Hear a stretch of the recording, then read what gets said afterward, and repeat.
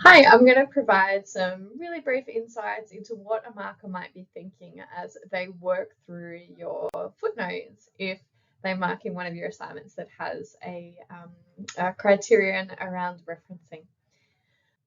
On this page here is a student sample of footnotes, which is drawn from a written assignment that they did. And this is a first year student's work. So this is the first time this particular student would have been formally applying the Australian Guide to Legal Citation.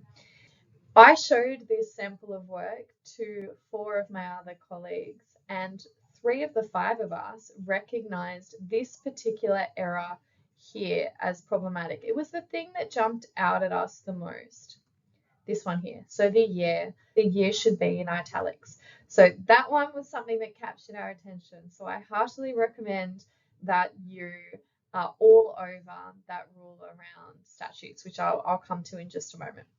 Now, the other thing that jumped out to 2 of my colleagues, my other 2 colleagues, was that the subsequent reference, so the N, which refers to the earlier footnotes, they noticed that that was actually incorrect. So just the formatting of the subsequent reference. They also noticed that this particular reference here should have been an IBID reference. It relates to the footnote directly above. And I noticed when I looked a little bit more closely at these footnotes that we actually have a sneaky full stop right here in footnote 2. All right, so there's some things which are quite obvious to us academics who, mark papers which have referencing criterions. I think given that some of us notice that error and others of us notice a different error, it's really important that you do work through all your footnotes left to right and systematically check them, because this little litmus test shows that we see things potentially differently. And what you don't want to do is pique our attention, because once we find one error, that's when we start to look really, really closely. Every single footnote, every single potential issue then becomes apparent.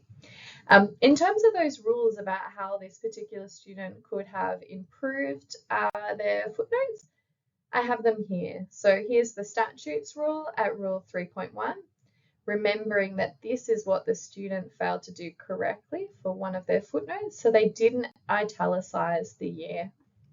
And then in terms of the next rule, one of the other rules that was a clear violation to us academics, when you have multiple sources in a footnote, it should be separated by a semicolon. And if you remember back to our previous slide, the student actually had a full stop, then a semicolon, which I probably assume is just a typo, but just remember, if you've got more than one footnote, more than one reference in the same single footnote, you separate them with a semicolon.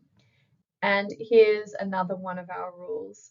Now, this is around the subsequent referencing. So remember how the student had the brackets with the N and the number.